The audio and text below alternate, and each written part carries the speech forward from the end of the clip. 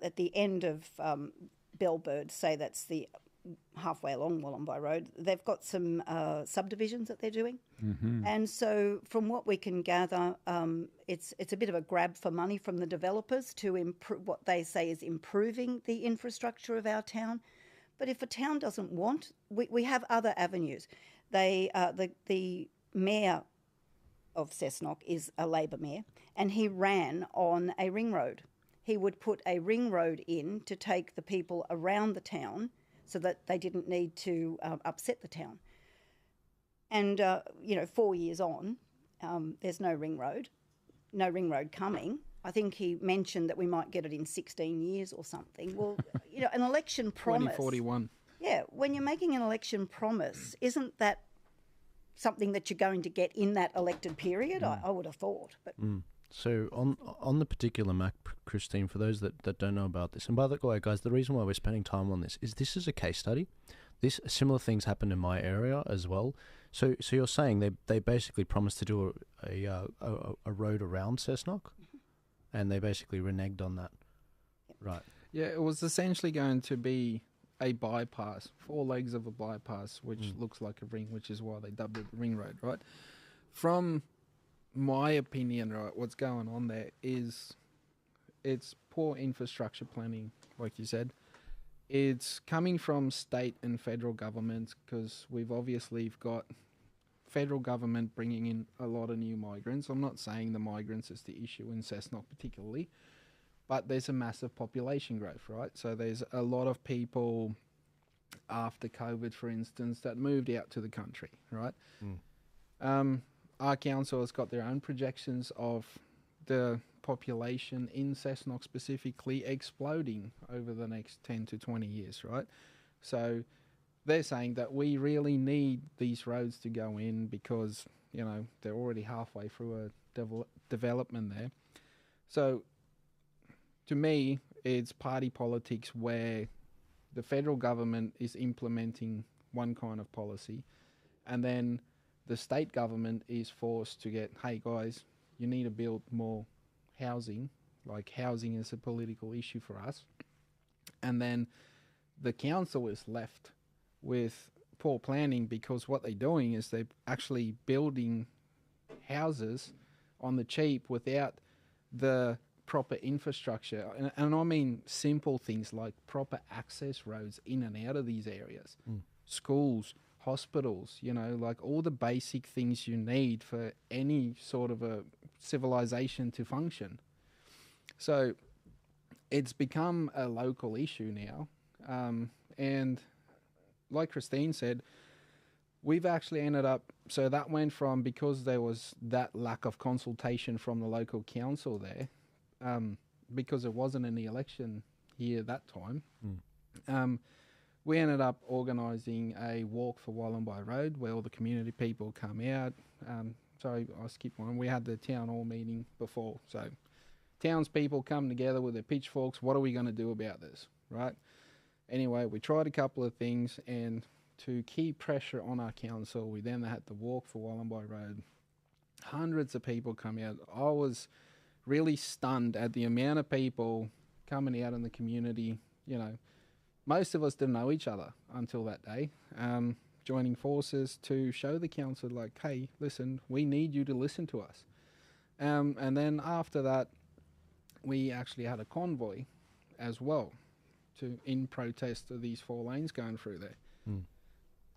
The point of all of that was you've got someone in control of our LGA there that is just unwilling to listen to the people at all. They took every opportunity they can to minimise any sort of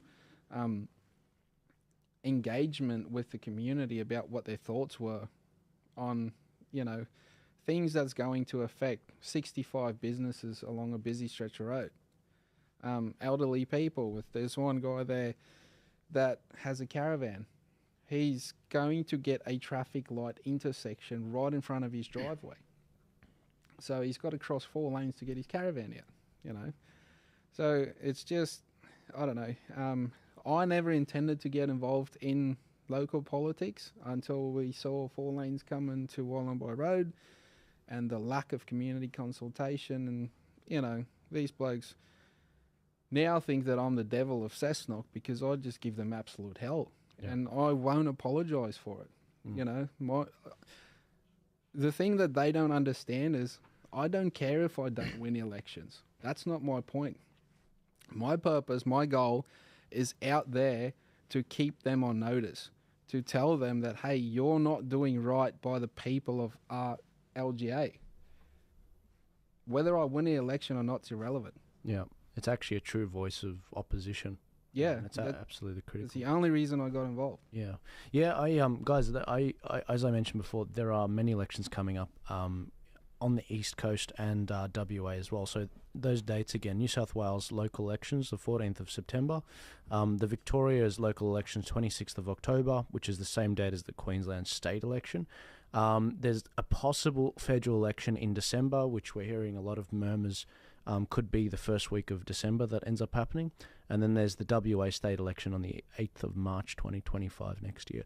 I will be doing things for all of these particular elections to help guide you guys with who's running, how can you help out, and who to vote for in each particular area to back people like you guys up. But all politics is local. The reason why we're covering this, and it doesn't matter what country you're listening from, start building your community, start talking, finding the people that are like-minded, start meeting regularly, even if it's just once a month. It actually makes a huge difference in getting across the detail and getting across what your council's trying to do without you knowing. It's impossible to be across everything. I can't be across everything. That's why I bring such phenomenal guests onto the show that can tell me that they've halved the amount of times they're coming and collecting the rubbish. I never heard that before. It's astonishing. Anyway, guys, thank you guys so much for going through that. That's really helpful to understand exactly what's going on that front. And if you guys just want to see here, this is some of their candidates they're running in that particular area.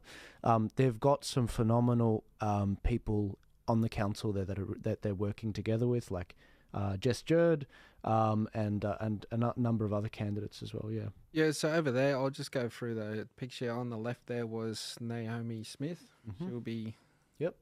Running with me in my ward. And then we've got Daniel Watton. He's our mayoral candidate next to her in the black coat. The young guy next to me is Jack Franklin. He'll be running with Daniel Watton as well. And that sitting down is the mayor of Maitland, actually. We had a meeting with him last night, just, you know, to get a bit of a fresh perspective on ideas, because Maitland's going really well on a council level. He's an independent mayor, so we thought we'd engage with him a little bit and see how we can make our community, you know, absolutely, yeah, a better place as well. And it's not pie in the sky stuff, guys. This particular council we're talking about, Cessnock, they almost won the mayoral race last time. They almost won it. This is one of the most encouraging councils I've seen in the country. I think individually I've given more talks in that area than any other area, but also the people are lovely. They're very, very welcoming. Anyway, guys, moving on, there are a number of other topics I want to get into. This next one is one that I think all of us on the panel are really, really concerned about.